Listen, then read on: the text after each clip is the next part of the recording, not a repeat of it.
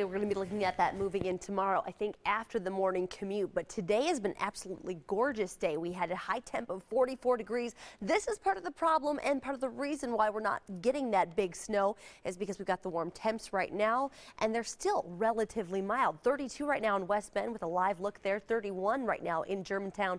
Really looking at these mild temperatures hanging out overnight tonight and throughout the day tomorrow. They will still be in the mid-30s, which means more of a wintry mix changing to rain for us as we go throughout the day tomorrow. So yes, winter weather advisories as we've been mentioning for Sheboygan, portions of Washington, portions of Jefferson, well all of Jefferson, Dodge and Fond du Lac County. That starts tomorrow morning and continues until 6 a.m. on Wednesday. That tells you the general timeline of this, but right now we've been watching the cloud cover increase slowly as the system approaches, still about 800 miles away as that area of low pressure is down in Colorado. What that's going to do, bring a warm front. Notice at 5 a.m. tomorrow, that isn't here yet.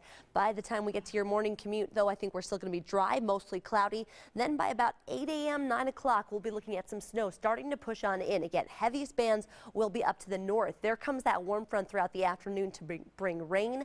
And eventually on the backside of this storm system, a little bit of a break before Wednesday afternoon. We get the backside of this storm system, and that's what's going to bring us the majority of our accumulating snow. But first, it's going to be very wet, and we will be looking at rain in the forecast for tomorrow. Period of wintry mix as well, so some slippery conditions if you're traveling, and especially if you're traveling up to the north and to the west. A band of 7 to potentially 9, even a few isolated 10-inch spots are possible here in southeastern Wisconsin, though not looking as hefty. Generally a trace to about 2 inches here in southeastern Wisconsin, 2 to 5 inches up where those winter weather advisories are. So that's where the slightly heavier snow is going to be, but again, going to be a big rainmaker for many of us. Generally a 1/2 inch to 3/4 of an inch of rain throughout the day on Tuesday because that warm front will be hanging out with the temperatures that are going to be climbing into the mid-30s. Overnight tonight, though, increasing clouds, mild, quiet night for us tonight, taking you through your timeline again tomorrow. Looking at a dry start to the day, then between about 5 a.m. and 11 a.m., seeing some light snow starting to push in, changing over to a wintry mix,